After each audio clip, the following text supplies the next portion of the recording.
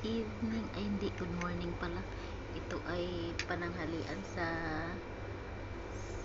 madaling araw. Ayan, 1:20 in the morning. Dahil katatapos lang natin magluto. Nagluto ako ng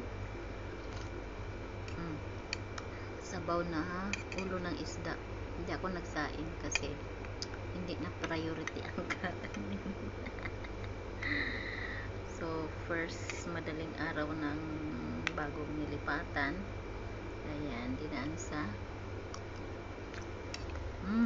harap. Hindi man ako gutom, pero pagod. Kaya kailangan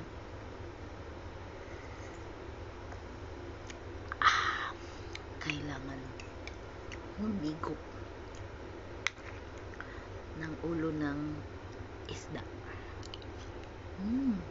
Sarap. Basta masarap. Ano siya, white fish. Walang anong isda siya. Basta nakalagay fish head. Di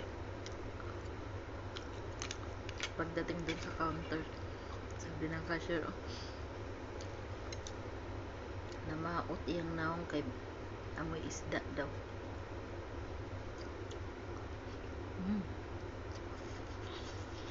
Init.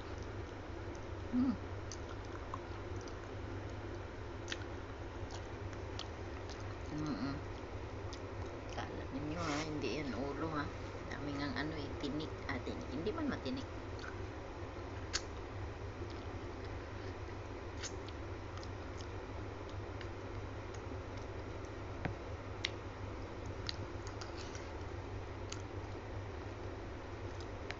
So, wala siyang gulay.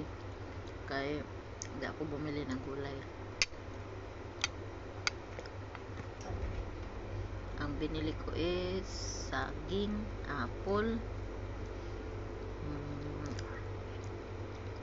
ano pa ba? Mga pansahog. Bawang, ganyan. Pero gulay, hindi ako bumili. Bili sana ako ng talong. Ito. Ang maiwagang mata. Alam nyo guys, masarap ang mata. Sa mga hindi kumakain ng mata, nako, marami kayong na-miss.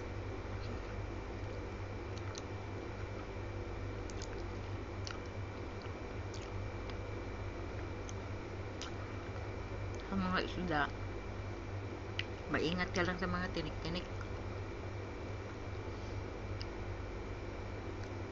Kasi siyempre, masakit kaya sa lalamunan ng matinik. Ikaw kaya matinik. Hindi ka aaray. Tapos, ang meron sa isda, lalo na sa ulo, ay yung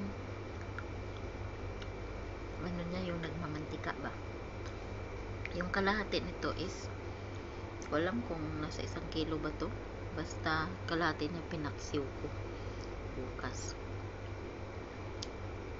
So, ayun lang ang ating higop series. Gawa ng ganyan ang teknik. Kapag ikaw ay napagod, idaan mo sa paghigop ng sabaw. Ng sabaw, ha? Hindi yung ano-ano hinihigop ninyo dyan.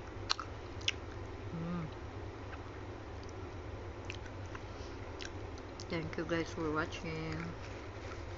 Kain na din kayo.